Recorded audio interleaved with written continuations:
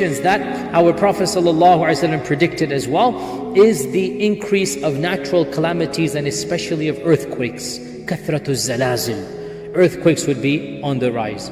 And I read a survey somewhere that somebody statistically compiled all the earthquakes of the last 500 years.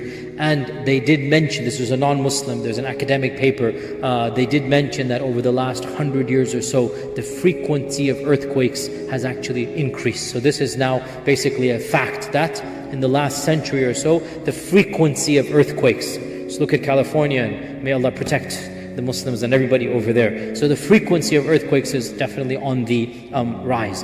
Of the predictions of the Prophet ﷺ as well, of the trends that are given. And again, this is very interesting. See, here's what I want you to think about. Just a hypothetical scenario. A'udhu billah, it's hypothetical. Imagine a false prophet, a charlatan in the middle, of nowhere 1,500 years ago. And imagine if he had to make predictions. What I'm trying to say, it's impossible that what we are reading would have been predicted by a false prophet.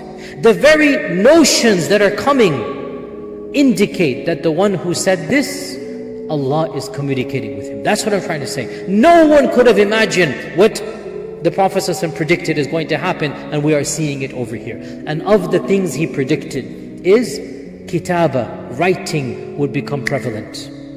Writing would become prevalent. Literacy rates. Once again, who could have predicted? When the Quran was revealed in Mecca, the city of Mecca probably had around 2,000, 1,500 people, 2,000 people in it. Of those 1,500, 2,000, probably less than a dozen could read and write. That's like what? 1%. 1%. And our Prophet ﷺ predicted, إِنَّ مِنْ عَلَامَاتِ السَّاعَةِ, of the signs of Judgment Day, is kitaba, will be prevalent. Remember, most of the Sahaba could not read and write because that was the society. Nobody taught them. That's the way they were.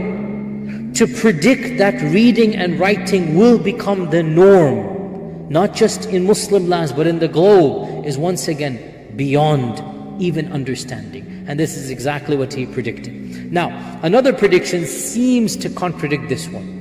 And that's the hadith in Sahih Bukhari. The hadith of Kitaba is in Muslim Imam Ahmad. Sahih Bukhari mentions another prediction. That one of the signs of the end of times is that ignorance will prevail.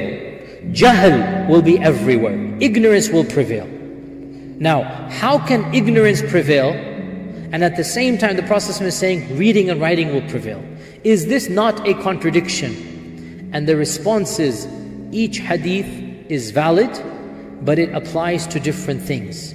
When the Prophet ﷺ is saying ignorance will prevail, he's not talking about reading and writing. He's talking about knowledge of right and wrong. He's talking about common sense. And when he's talking about kitaba, he's talking about literacy.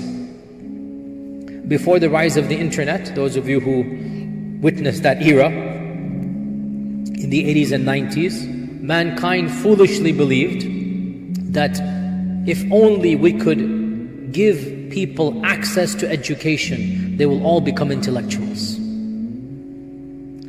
The internet came, and all of Encyclopedia Britannica times 100 became free of charge. Wikipedia and this and that.